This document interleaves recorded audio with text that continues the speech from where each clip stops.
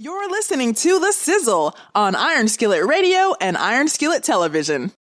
The Gridiron Grill on The Sizzle. Y'all about to get ready to roll, man. So we moving real fast.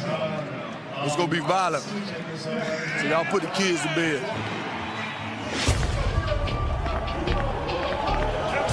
And this stadium is ballistic. Lights, cameras, action, baby.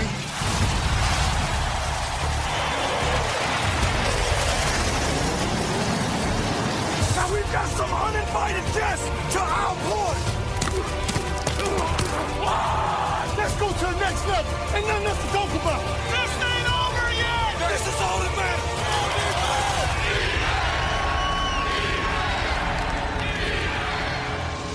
Let's go. You better watch yourself. Touchdown. What are y'all doing? No.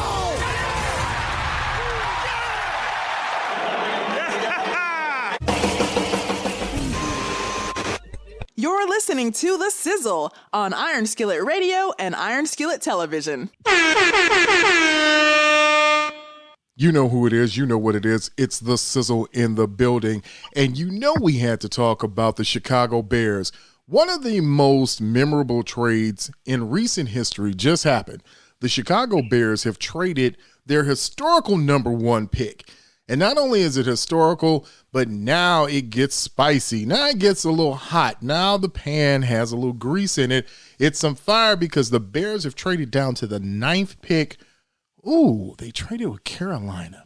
I don't know how to feel about that, but I know we have someone on the line who does, and so we're happy to bring in Chicagoland Podcast. Man, let me tell you this. If you don't know who this man is, okay, first of all, there's something wrong with you, and you need to get on it. Make sure that you're getting on the Chicago Bears podcast. Make sure that you're getting on with the clubhouse. Make sure that you're right there knowing what's going on. And the person that can tell you about that is our guest today. You know who he is. If you don't know who JB is, you'll know by now. He's John Bowles. He's going to be the man breaking it down for us. Jay, how you doing? What's going on with you? Well, what's happening, man? Good to be on the show. How are you? Oh, man, I can't complain. Well, maybe I could complain. I don't know. I don't know how I'm going to feel about this until after I talk to you. I don't know how this trade is working, so let's go through the tenets of it. What do you think about the trade that the Chicago Bears have made? Well, first and foremost, I got to give credit to Ryan Poles for maximizing that number one pick because right now, as we stand today, we had so many holes, and essentially one of our biggest holes was we didn't have a number one wide receiver. Now we got one, a pretty good one too, from what the statistics show us over the last few years with subpar quarterback play. So imagine what DJ Moore could do for us with Justin. If you put up some numbers with Sam Darnold, Baker Mayfield, P.J. Johnson, and all them other guys down there, imagine what he can do for us with Justin Fields. I'm excited. Okay, so here's the thing. For those who say that this is the greatest haul of all time, the Bears did the greatest fleecing of all time, what about those who say that's a big drop from 1 to 9, and then you just get some picks in, but you get DJ Moore, not an elite wide receiver, not one of the best in the league. How do you answer those claims that this is justified with a DJ Moore and 2 first-round picks, 2 second-round picks? Well, I look at it like this. For those that don't know, when DJ Moore came out, he was drafted in the first round. So he essentially was a first-round pick. Is he elite?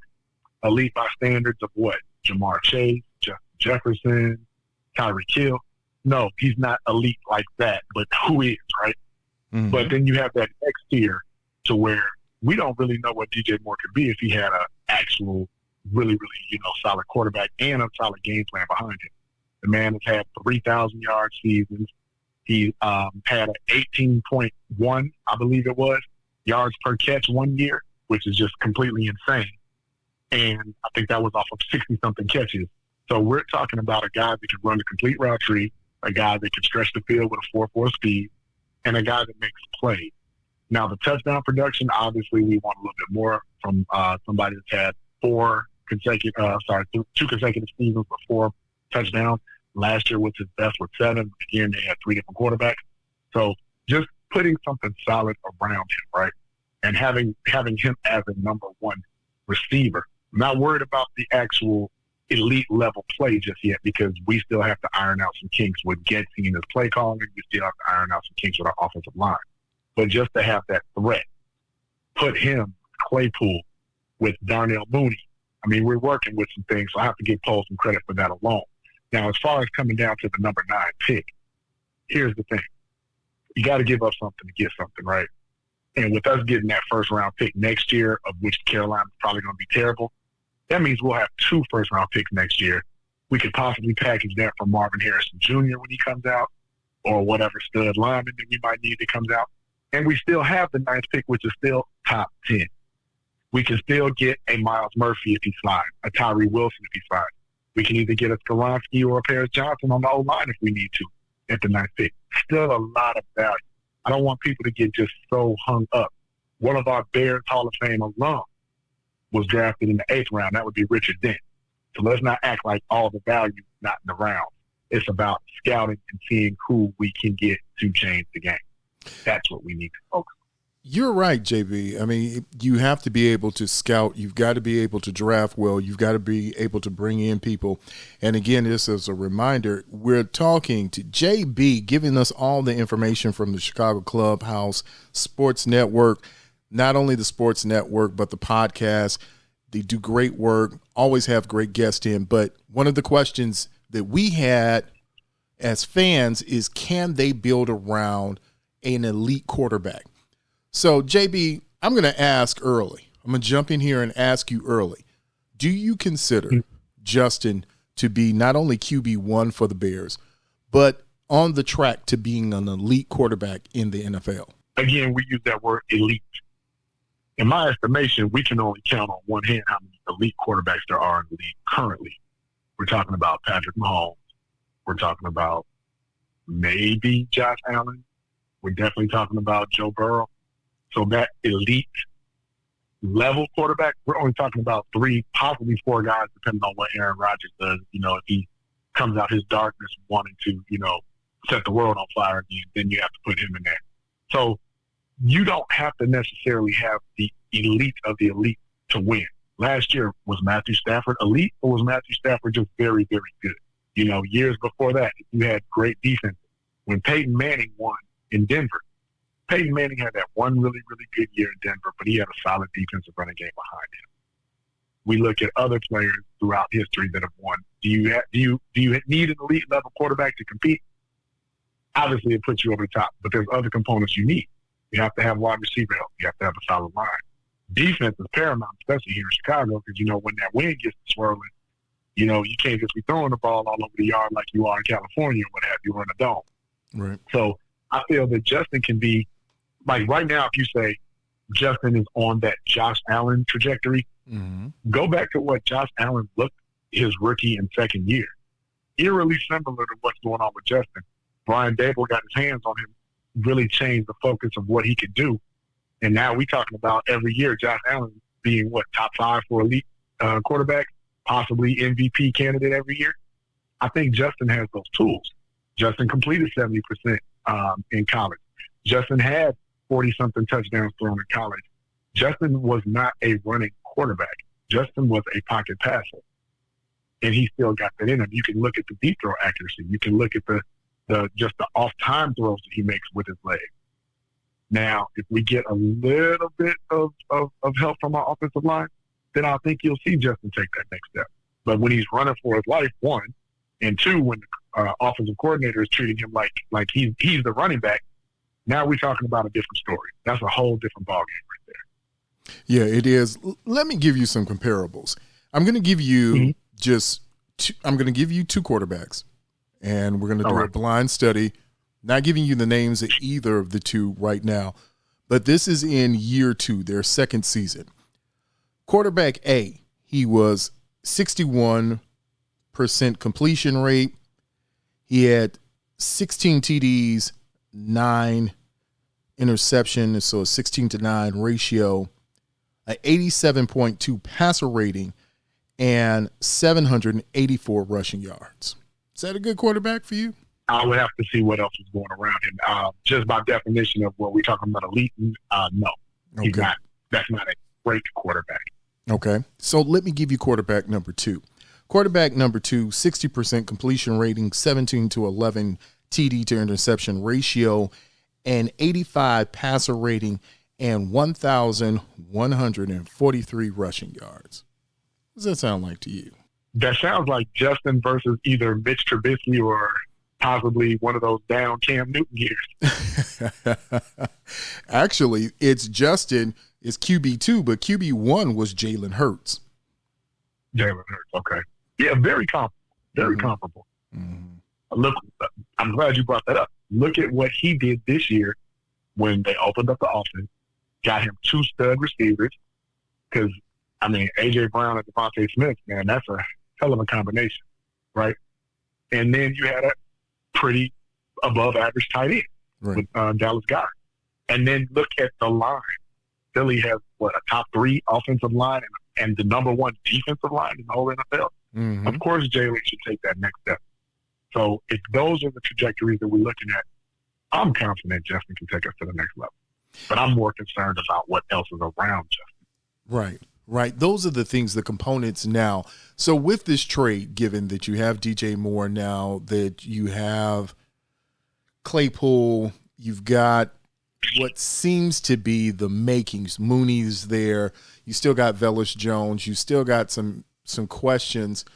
I like Khalil Herbert, but there's still that question about what they're going to do with David Montgomery.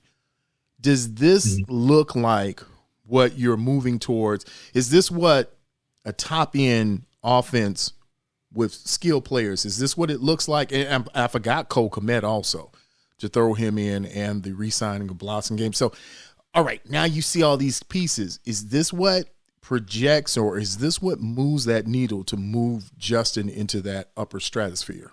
It's the start. They've just scratched the surface on it, in my opinion. We don't know what Chase Claypool will be. We do know Darnell Mooney and Justin had a very good connection, and we do know that Darnell Mooney has been very adequate in this Chicago Bears offense.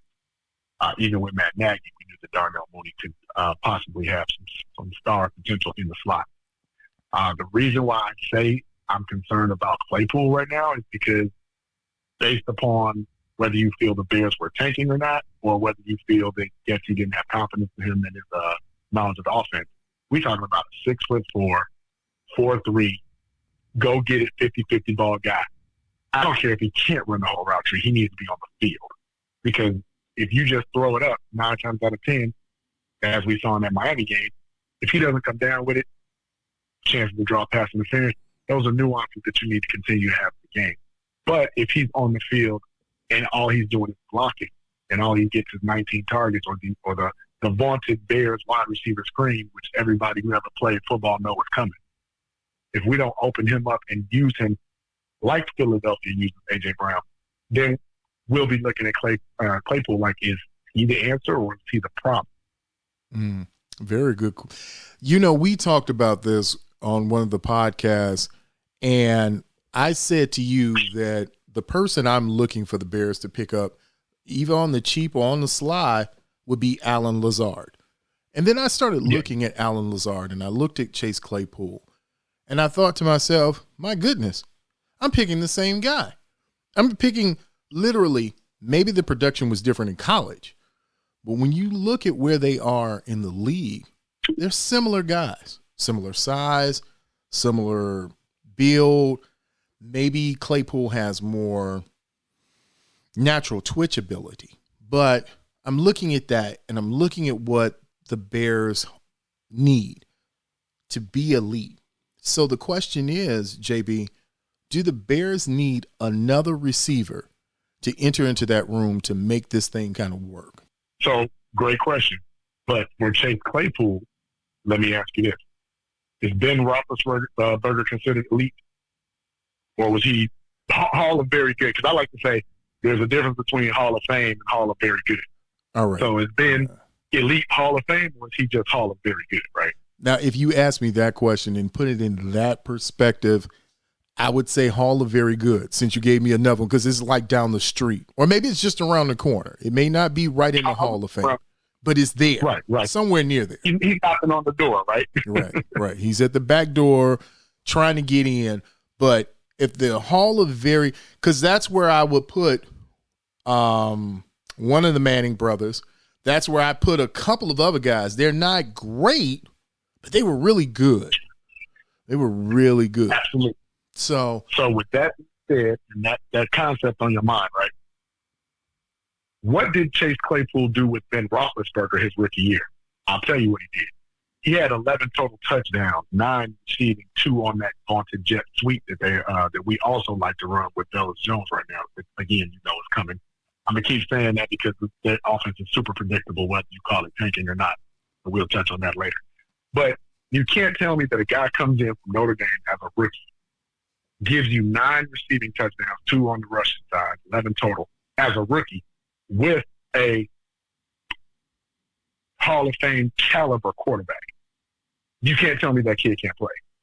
You can't tell me that kid can't be at least 1A, 1B, top tier level 2 for us. But you got to put him on the field. One thing that we saw about Lazard, when Aaron Rodgers threw Lazard the ball, it was like, okay, they're starting to bring a little connection together. They're starting to, make a little magic. But he had a whole receiving core, but the same offense. Justin, for the first time in the last 3 years, will have the same offensive coordinator and will be able to work in the same system. I think that benefits the Bears.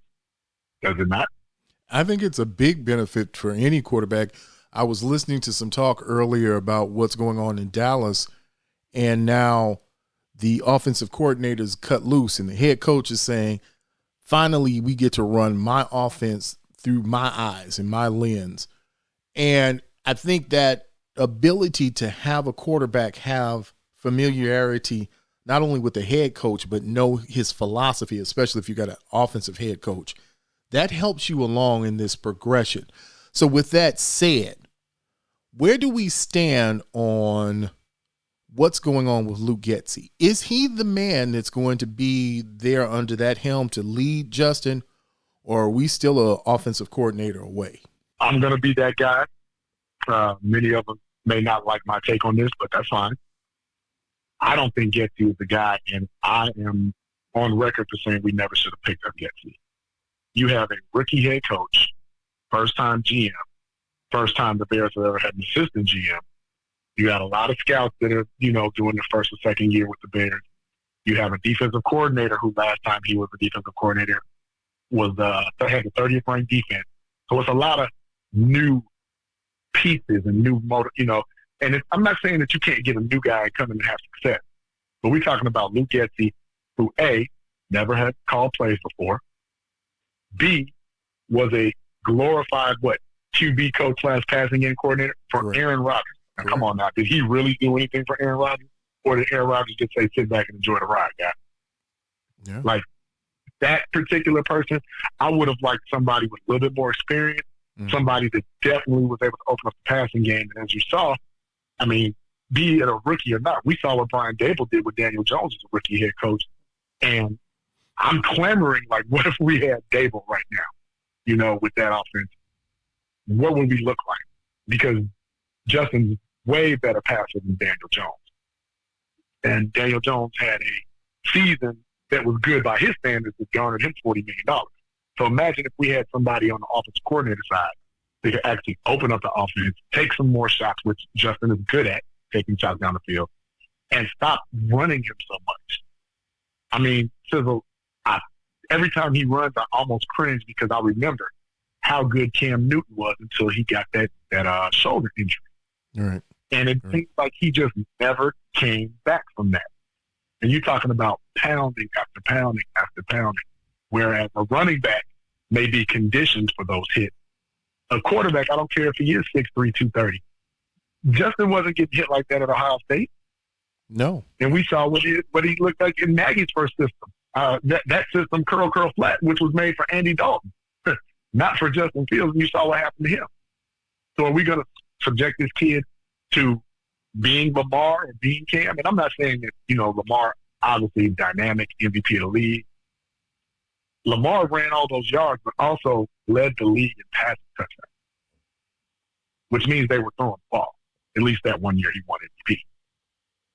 I don't see Gessie doing that. I see Gessie doing a lot of quarterback sneaks when he shouldn't have. You have Corey Blasingame, who was a Bull, and David Montgomery, who holds the NFL record for first missed tackles, first break tackles, right? That's right. Why wouldn't you just say, hey, we're on the 1 yard line. Blasingame and Montgomery, go score. I don't need Justin getting ridden out of bounds to land on his shoulder, to land on his wrist, to land on his ankle. It's like, when does common sense come into play? It's like when Pete Carroll didn't give the ball to Marshawn Lynch in the Super Bowl. Like, how stupid was that? Every play, Marshawn Lynch on the 1 yard line. They win a Super Bowl. Like, we can't continue to get these guys that think they're the smartest guy in the room. And next thing you know, Justin's in a walking boot. Or Justin's missing the game because his UV joint is hurt. To answer your question in short, no, I don't think Gessie is the man. I would love to be wrong if he changes his philosophy and comes out on fire next year. I would love it. But Justin in this running game here in Chicago with that line is not sustainable. Not at all. It's been a big question, and it's one that we all – and until we see some, as you said, there has to be some change. For me, the way I saw it, it was a cop-out. It was an easy out to say, look, go ahead, run the ball. We'll make it run.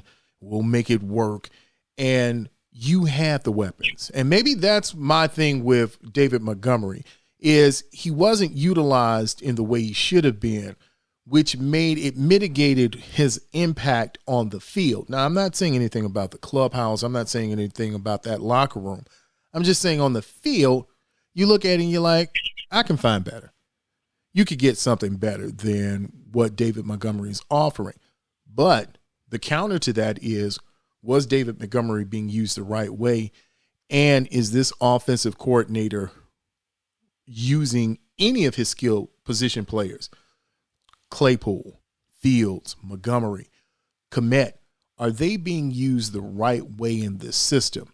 So, JB, before we go to break, let me ask you this. If you had an offensive coordinator that you could pick up and put in and plug and play right now, what type of offensive coordinator would make this Bears team run? What would make this engine go? Ooh, that's a tough question because, like kind of like in boxing, right? Styles dictate fights. I'm actually going to say I would need a quarterback coach and a offensive coordinator who's probably like 60-40 past the run, only to, kind of break up them waiting on Justin running. So somebody that, like, of course, like this is not possible, but like if we had like a Kyle Shanahan type play caller, if we had, let's see, that's tough. Okay, do you remember Tom Moore, who was Peyton Manning offensive coordinator, right? Right. It was Peyton Manning, Edgerrin James, Marvin Harrison, and them guys. That was a great balance of off the chart level passing, and then you still have Edgerrin James that can give you 2,000 yards all purpose through the passing and the rushing game, right? So somebody like that, I think his name escapes me. I actually wanted him to get the offensive coordinator position or head coach position. He was former Colts quarterback, offensive coordinator, Jim Caldwell. Jim Caldwell. Yes. Okay, I got because it. Because right, he's kind of like that quarterback whisperer, right? Right. And if you look at Caldwell's team, he got Joe Flacco to win a Super Bowl as a quarterback's coach. He won one with Peyton Manning, of course, got to another one with Peyton Manning. Look what he did with the Lions. Like, he had Matthew Stafford and them. The last time the Lions made the playoffs was under Jim Caldwell. So somebody like that who's got, not just innovative mind state, because like Andy Reid's not walking through that door, right? So we know we're not about to throw the ball all over the yard like that. But if we had somebody who's not afraid to take chances, more over routes, more slants underneath. So Again, if Jesse could go to like the Andy Reid school of quarterbacking and calling plays, we may have a chance. But right now, I just don't see it in him. I just don't. Well, what we're going to do right now is take a break.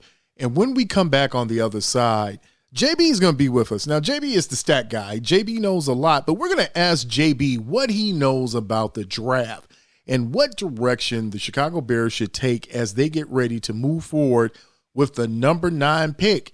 And do the Bears even keep the number 9 pick? Did they trade down again? I don't know. A lot of questions that have to be answered, a lot of things we've got to talk about, and not a lot of time to do it. You know who you're listening to. This is the Sizzle here on WGVE 88.7 FM, and we will see you on the other side. You're listening to The Sizzle, the talk of the 219, the hottest sports talk in the region, on Iron Skillet Radio and Iron Skillet Television.